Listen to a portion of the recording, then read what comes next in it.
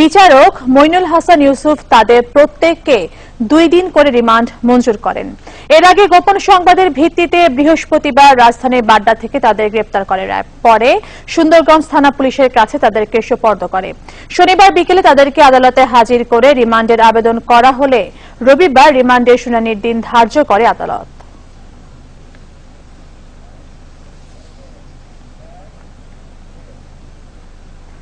জরাজীর্ণ ভবন খোলা থাকে সকাল 10টা থেকে 3টা পর্যন্ত।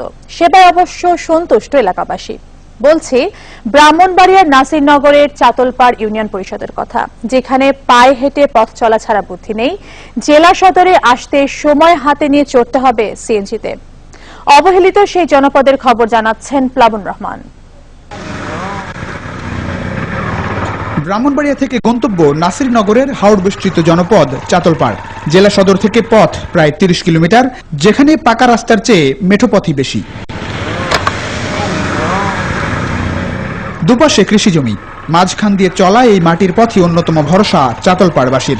তাও আবার বর্ষাকালে তলিয়ে যায় পানিতে, বন্দী হয়ে পড়ে পুরো জনপদ। নৌকায় তখন একমাত্র ভরসা এলাকাবাসীর।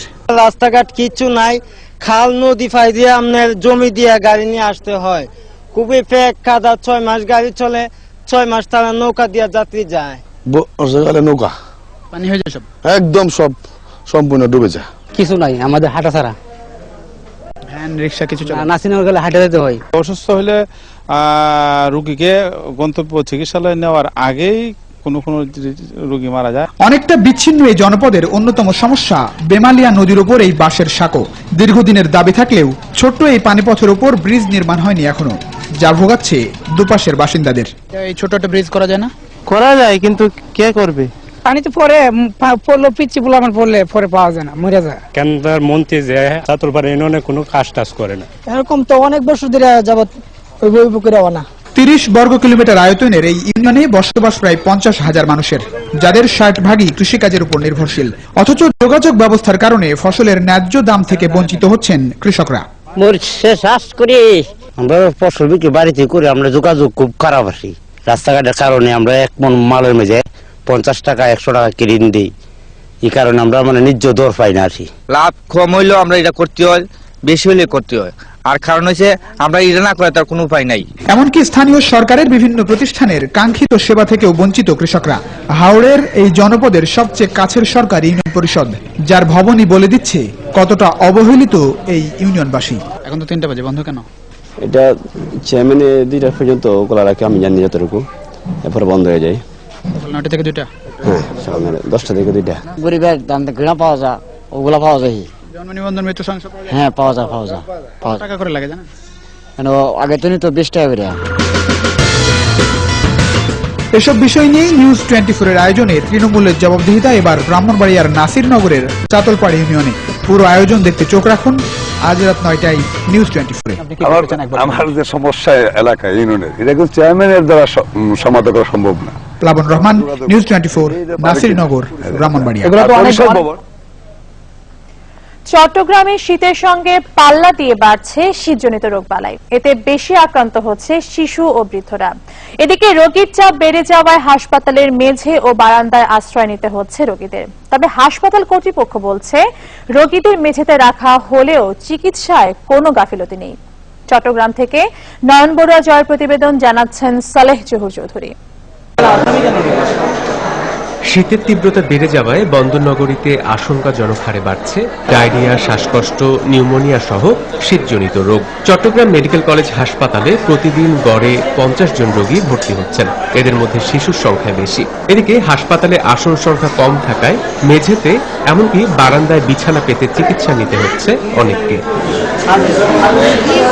রোগীদের প্রয়োজন মতো ওষুধ দেয়া হচ্ছে না হাসপাতাল থেকে। এ কারণে বেশি দামে বাইরে থেকে ওষুধ কিনতে বাধ্য হচ্ছেন রোগী ও তাদের স্বজনরা।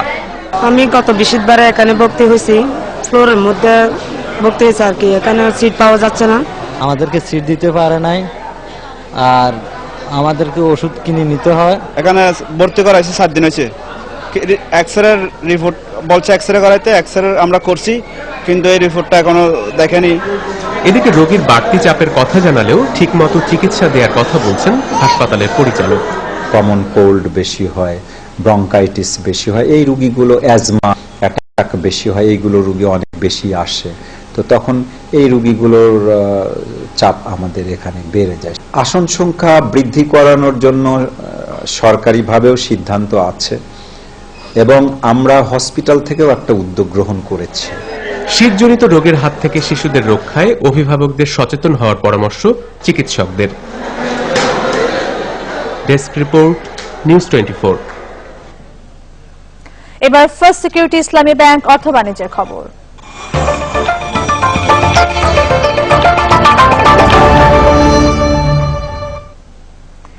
রিজার্ভের টাকা পুরোটাই জমা না রেখে জাতীয় স্বার্থের কিছু অংশ ব্যবহারের পরামর্শ দিচ্ছেন অর্থনীতিবিদরা। তারা বলছেন এর জন্য স্বল্পমেয়াদী লাভজনক বিনিয়োগের কথা।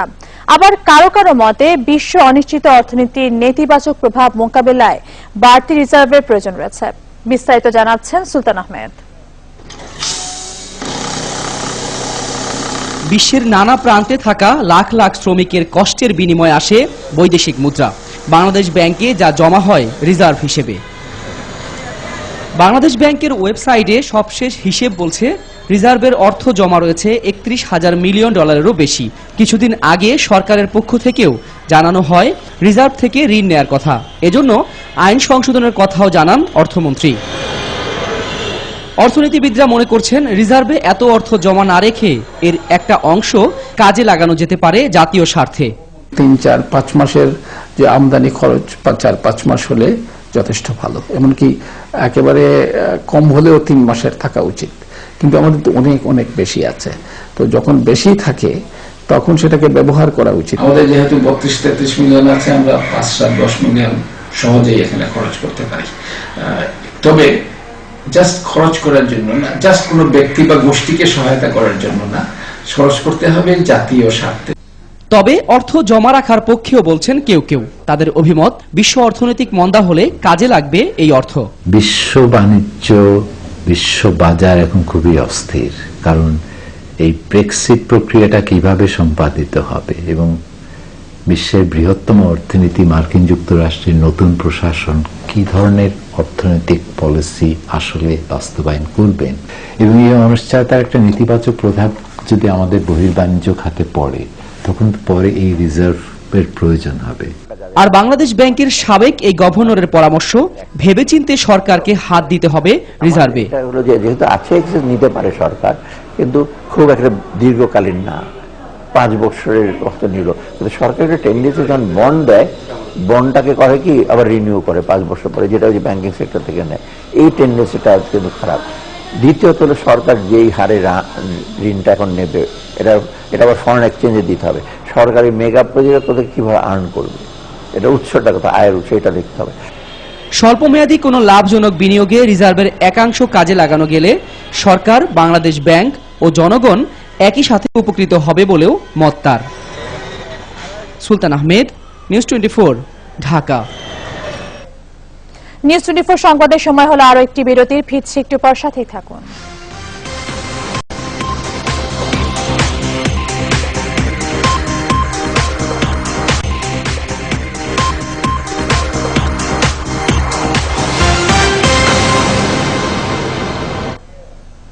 আবারও স্বাগত নিউজ 24 সংবাদে। এবার নিউজ 24 কৃষি সংবাদ।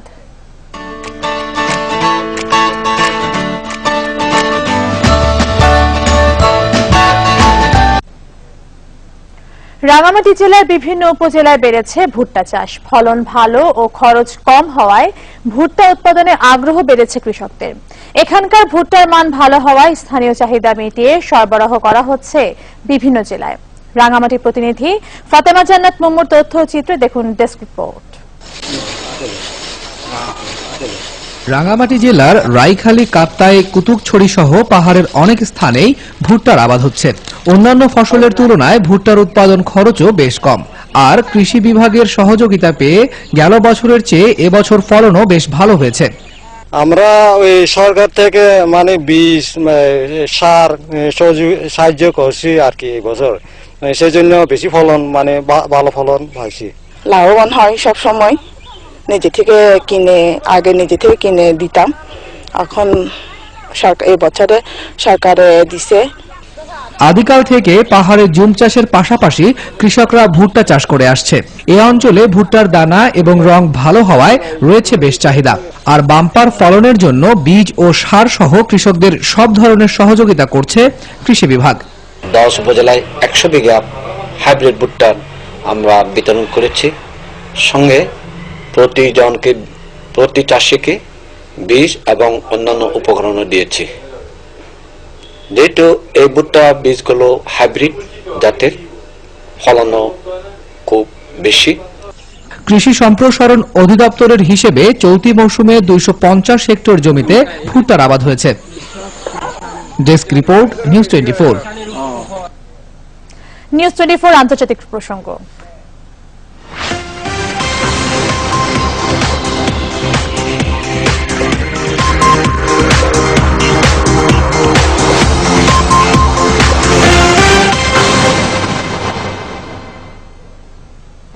ভূমধ্য সাগরের লিবিয়া উপকূলে নৌকাডুবির ঘটনায় 100 যাত্রী নিখোঁজ রয়েছে।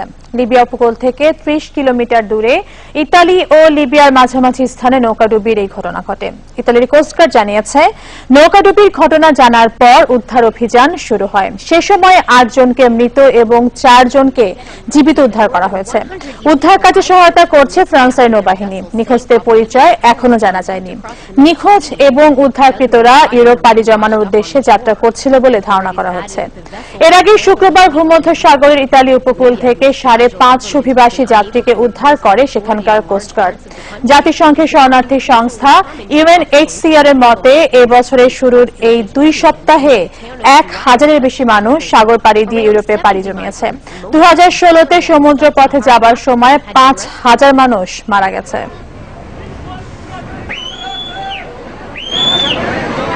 Libyan authorities said on Monday that more than 100 illegal migrants were missing after their vessel sank. ভারতে বিহারের পাটনাতে ঘুড়ি ওড়ানো দেখতে গিয়ে নৌকাডুবিতে প্রাণ হারালেন অন্তত 21 জন। উদ্ধারকারী দল জানিয়েছে, নিহতদের মধ্যে কয়েকজন শিশু রয়েছে। জীবিত উদ্ধার করা হয়েছে 10 জনকে। স্থানীয় সময় শনিবার সন্ধ্যায় 40 জনেরও বেশি যাত্রী নিয়ে পাটনার NIT ঘাট থেকে নৌকাটি ছাড়ে। কিছুক্ষণের মধ্যে সেটি উল্টে প্রাণহানির এই ঘটনা ঘটে। মৃতের সংখ্যা আরও বাড়ার আশঙ্কা করা হচ্ছে। অতিরিক্ত যাত্রী বোঝাইয়ের কারণে নৌকাডুবির এই ঘটনা ঘটেছে বলে ধারণা করা হচ্ছে। ঠান্ডা ও অন্ধকারের জন্য শনিবার রাতে বন্ধ রেখে রোববার সকাল থেকে উদ্ধার কাজ শুরু হয়। এদিকে হতাহতের এই ঘটনায় শোক জানিয়েছেন প্রধানমন্ত্রী নরেন্দ্র মোদী। সেই সাথে মৃতদের পরিবারকে 4 লক্ষ টাকা করে ক্ষতিপূরণ দেওয়া হবে বলে জানিয়েছেন মুখ্যমন্ত্রী নীতিশ কুমার।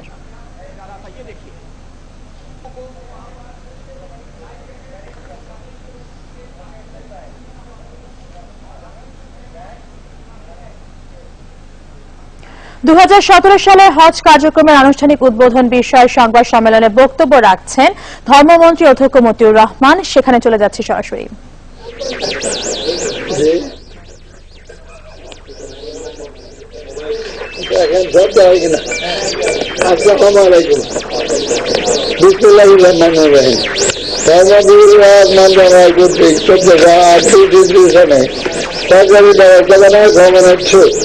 হজযাত্রীদের নৌযাত্রীদের বিভিন্ন অনুষ্ঠানের সভাপতি সচিব ধর্মপুর মন্ত্রণালয় বিশেষ অতিথি ধর্মবিষয়ক মন্ত্রণালয়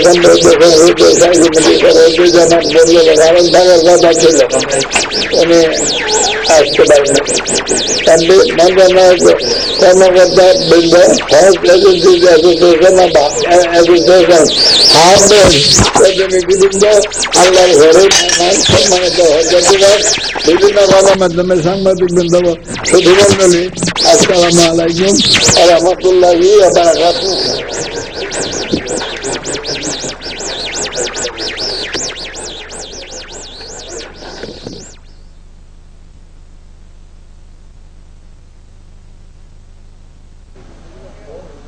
দর্শক, আপনারা দেখছিলেন 2017 সালের হজ ব্যবস্থাপনা নিয়ে বক্তব্য রাখছিলেন ধর্মমন্ত্রী অধ্যক্ষ মতিউর রহমান।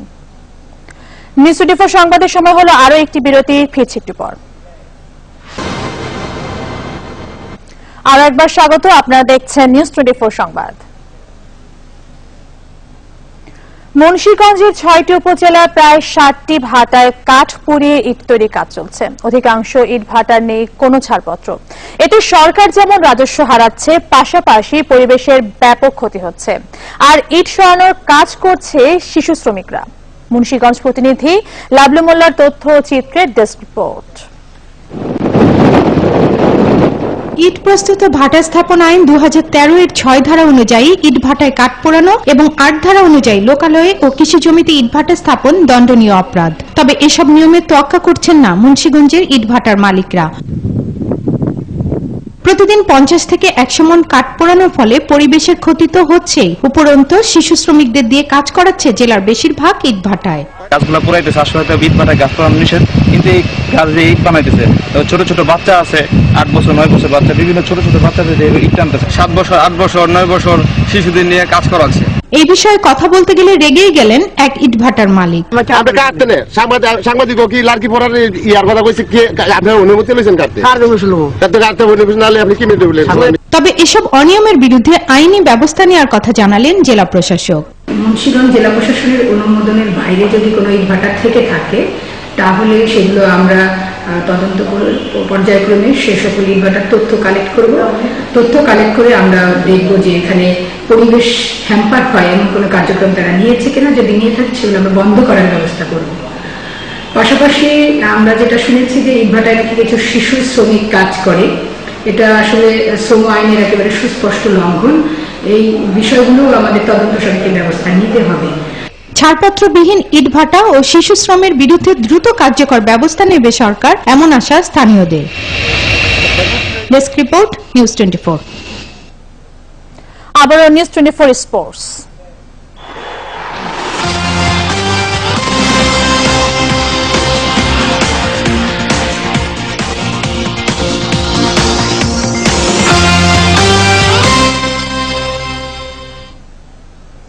ইংলিশ প্রিমিয়ার লিগে জয় পেয়েছে বড় দলগুলো।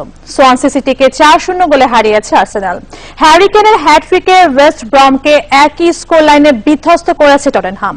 আর বর্তমান লিগ চ্যাম্পিয়ন লিস্টার সিটির বিপক্ষে 3-0 গোলের ব্যবধানে জয় পেয়েছে চেলসি।